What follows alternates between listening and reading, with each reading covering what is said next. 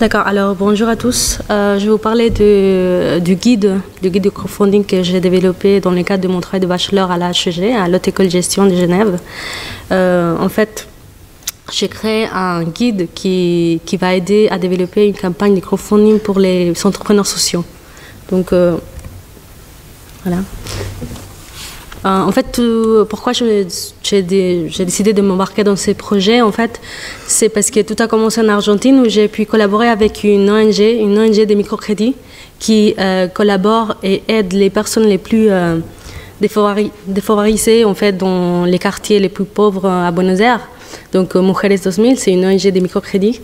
Et j'ai pu me rendre compte les difficultés de financement pour ces genres de projets. En fait, le but de cette association, c'est de concrétiser des micro-projets favorisant l'activité et la création de richesses. Donc, je me suis demandé s'il était possible de faciliter la tâche des personnes qui voudraient se lancer dans un projet d'entrepreneuriat social, donc avec un impact sociétal, environnemental, positif dans la société. J'ai créé cet outil de financement pour les entreprises sociales, solidaires, appartenant par exemple à la Chambre de l'économie sociale et solidaire et aux entrepreneurs sociaux. Donc, j'ai commencé par des questionnaires d'analyse, d'évaluation des différentes campagnes pour ce projet-là. Ce genre de projet m'a permis d'évaluer la performance des diverses campagnes de crowdfunding que j'ai étudiées pour réaliser ce guide. Donc après, j'ai aussi effectué divers entretiens semi-directifs avec différents entrepreneurs sociaux qui m'ont permis d'obtenir des informations concernant leur stratégie de communication. Et en total, j'ai analysé 6 projets de crowdfunding. Donc, le projet Le Mont-Riant, le projet Kibili et chez Lorraine, ce sont des projets basés à Lausanne qui ont eu un succès. Impact Hub, le marché d'ici même et l'App Hero, c'est des projets genevois. Donc, 2 d'entre eux, Impact Hub Genève et marché d'ici même, ont eu un grand succès en leur campagne de crowdfunding. J'ai aussi sollicité l'avis des 2 plateformes, CostDirect et WeMakeIt, concernant le développement d'une campagne de crowdfunding. Donc, grâce à ces recommandations, j'ai pu développer ces guides aussi. Et donc, j'ai analysé toutes ces bases de données et fait une synthèse d'informations afin de commencer la rédaction de ces guides. Voici par exemple une petite partie de l'analyse des synthèses des informations où j'ai mis les points forts de la campagne, les points faibles et les points en commun de chaque campagne étudiée. Aussi les recommandations, les points de vue des 2 plateformes concernant le lancement, la préparation, le lancement et le suivi de chaque campagne. Donc, une fois le guide finalisé, j'ai dû le mettre en application à travers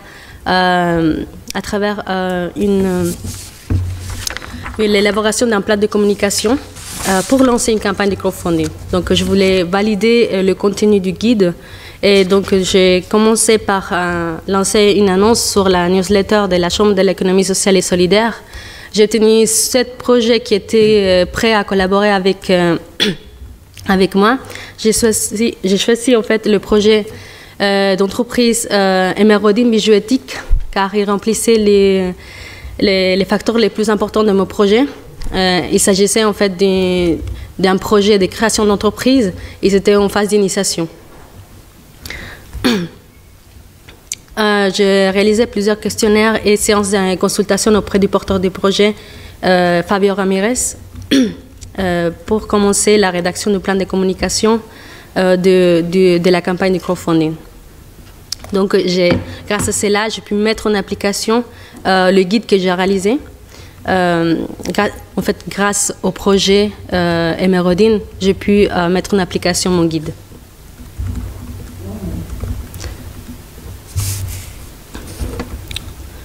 Donc, tout d'abord, j'ai analysé et évalué la situation actuelle du projet. Ces genres de projets En fait, il s'agit d'une entreprise sociale et solidaire, Emerodine, dont l'activité principale est la commercialisation des bijoux artisanaux. Le but est d'améliorer les conditions de vie de mineurs artisanaux colombiens et de faciliter l'accès au travail des jeunes chômeurs dans les secteurs de la bijouterie en Suisse. Tout cela grâce à l'importation et la réalisation des bijoux éthiques et solidaires. Donc, j'ai élaboré un budget pour le projet. En fait, toutes les dépenses, on peut regarder toutes les dépenses les plus importantes pour le lancement de ce projet. Aussi, l'investissement pour la campagne. Donc, au total, deux budgets, un pour l'élaboration du projet et un autre pour l'élaboration de la campagne de crowdfunding.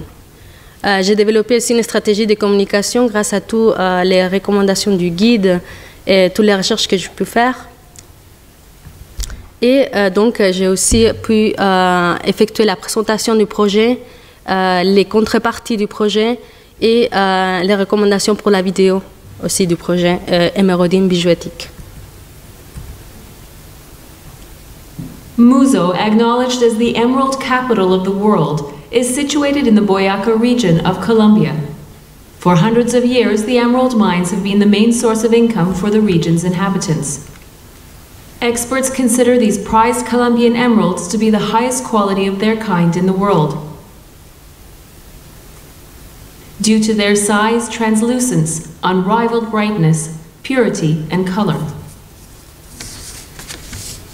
La riqueza de este sector, las esmeraldas, las morrallas, los cuarzos, las piedras, es algo que nosotros como personas, como mujeres, podemos hacer o lograr de esto realmente levantar un producto bueno de calidad. The African continent and Brazil have increased the production of raw minerals, which affects both the Colombian industry as well as the local populations trying to make a living from the precious stone trade. For many years, the exploitation of emeralds did not generate significant income for Colombia, despite being one of its main exports. With the arrival of large mining sector multinationals, local populations have been abandoned, no longer benefiting from the wealth of their natural resources and becoming even poorer.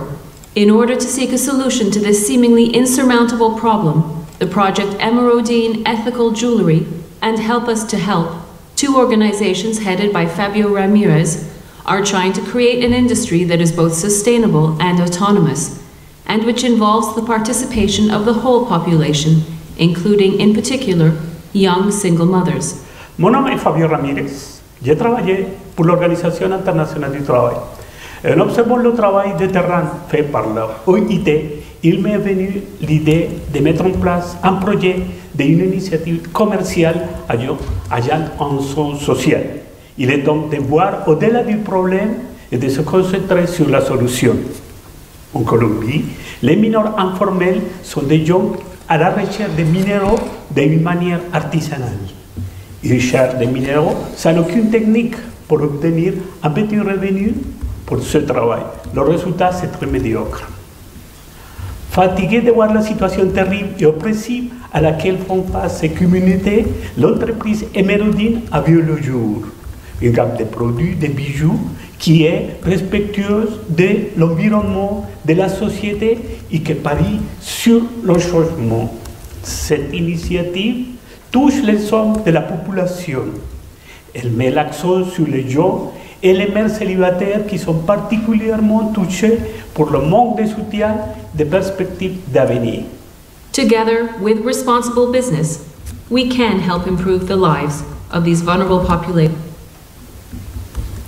Donc, on a pu regarder la vidéo en fait, qui sera postée sur la campagne de crowdfunding et sera lancée normalement cette campagne au mois de février 2017. Et donc, on espère aussi votre contribution. Merci beaucoup.